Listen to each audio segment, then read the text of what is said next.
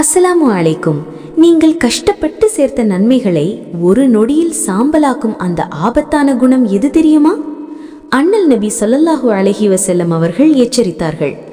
பொறாமை கொள்வதை தவிருங்கள், அது நெருப்பு விறகுகளை எரிப்பதைப் போல உங்கள் நன்மைகளை அழித்துவிடும். அன்பானவர்களே, பொறாமை என்பது நம் இதயத்தை நாமே புண்ணாக்கிக் கொள்ளும் ஒரு செயல். மற்றவர்களுக்கு கிடைக்கும் வெற்றியையோ அல்லது மகிழ்ச்சியையோ கண்டு நாம் ஏன் வருந்த வேண்டும்? உண்மையில் அல்லாஹ் யாருக்கு எதை கொடுக்க வேண்டும் என்று முன்பே தீர்மானித்து விட்டான். பிறரை பார்த்து பொறாமைப்படுவதால் நமக்கு எதுவும் கிடைக்கப் போவதில்லை. மாறாக நம்மிடம் இருக்கும் நன்மைகள்தான் பறிபோகும். பிறரது மகிழ்ச்சியில் நாமும் மகிழ்ச்சி கொள்வோம்.